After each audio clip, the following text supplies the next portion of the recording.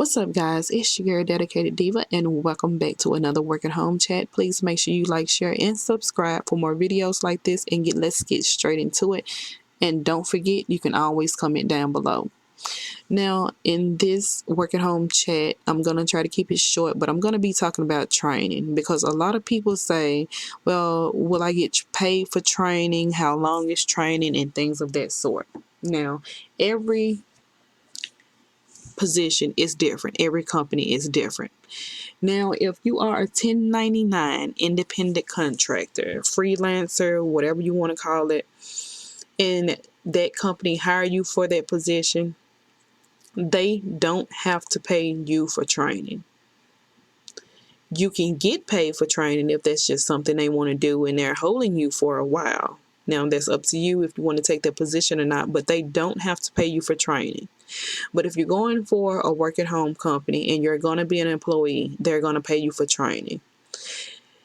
They have to pay you for training. It's almost like they can't waste your time if they're not paying you. So an employee, you're going to get paid for training. Independent contractor, you may not get, I'm not going to say you're not, but you may not get paid for training. Now, if you're going through training, no matter if you're independent contractor or your employee, if the company ships you any equipment, it's up to you to take care of that equipment. If you don't want the position anymore, that's not your go ahead to keep the equipment. You have to tell them if you're not going to move forward in the position, you have to return their equipment. There's no way around it. Or you can get fined, you can get jail time. Basically, they're going to get their equipment back one way or the other. Either you send it to them or they charge you for it. It's just like they're not going to let you just hold it. Okay, another thing is I got an email stating that, I got a couple of different emails. One email asked me what would I do if I was going through training and I didn't understand the things that was being told to me. I want to first start off by saying, if you're going to work from home, you need to know the basics when it comes to dealing with a computer. I've been in trainings with people, I've conducted trainings with people, and they don't know anything about a computer. That is one of the most annoying things in the world. There has been a lot of people when I worked for certain companies that I wanted to let go, because you can't come into a working home environment and you don't know nothing. You don't know anything about computers. I was in this training, and I would say it was a couple years ago, and it was a lady that came in and she didn't know anything about a computer. She didn't know how to download anything. She didn't know how to look in her email. And then once we finally taught her how to look in her email, I literally had to go through my own email just to show her how to go through her email.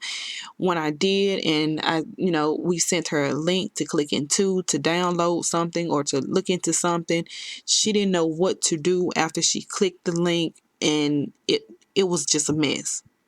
When you're working from home, you should already know the basics. You should know how to check your email. You should know how to log into things. You should know how to register for something if you have to.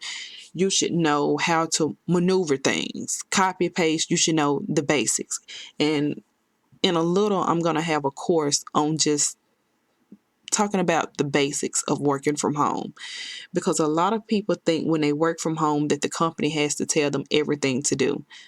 That's totally not it. If a company wanted to tell you everything, they would hire kids if they could. You have to see it like this. The company don't want to walk you baby steps through the whole process because you won't make it through training.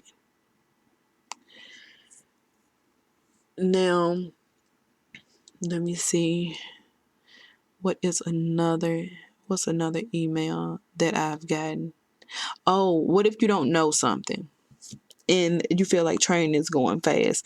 That's when you pull that trainer to the side and you make sure you let them know during that class that you feeling kind of lost.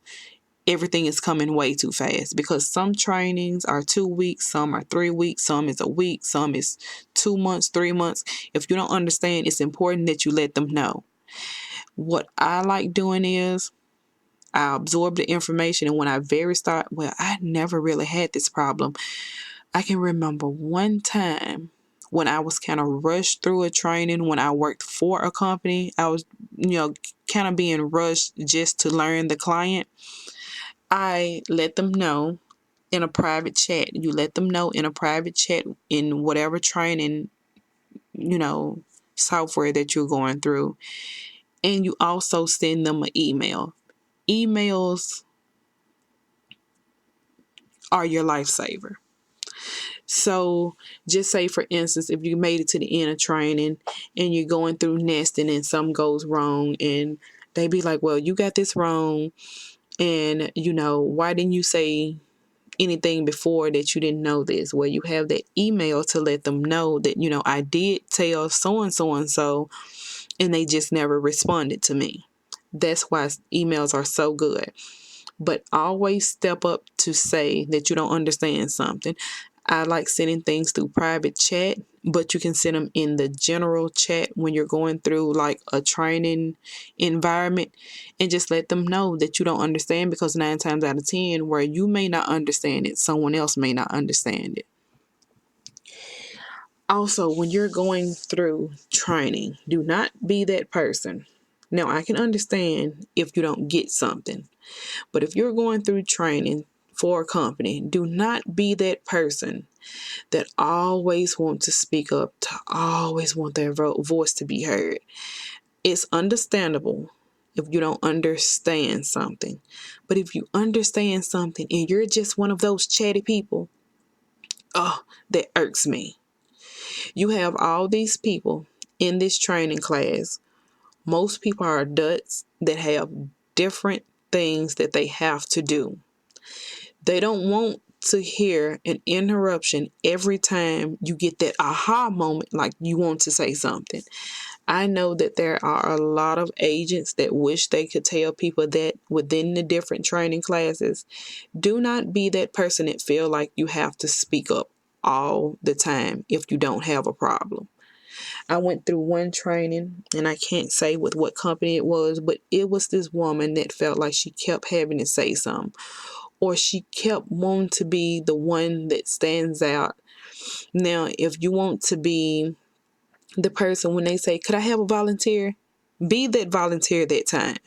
Be the volunteer the whole time. But don't be the person that comes in between that always have something to say, because you're irritating a lot of people. That's just from one working home agent to another. Ain't nobody got time for that. No one feels like dealing with that. And let's see. Also, when you go through training, after every training is a nesting period. So whenever you have learned a certain amount of information, the company that you're working for, they should have a nesting period. If they don't call it a nesting period, it's basically when they shadow you. You make a couple calls and they listen in on your calls. They won't let you know. Some companies won't let you know which calls because they just don't want you to be so tensed up. But that's the time they try to make sure everything is running smooth.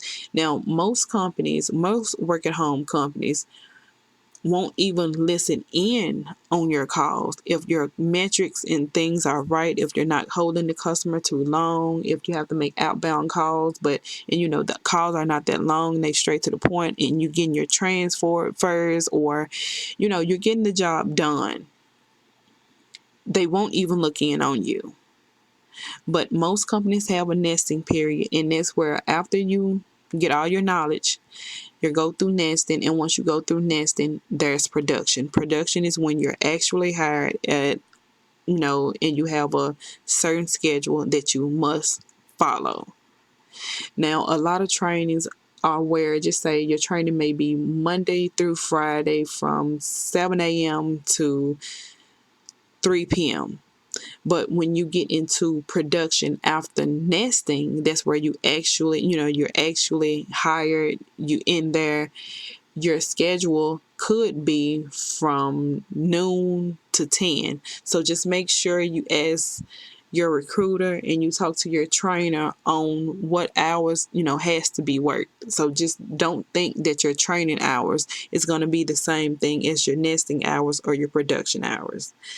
Now, that's the only thing that came to mind. I got a few more emails that I'll be doing in the rest of my work at home chats, but that's just something that came to mind, and I'll see you guys next week.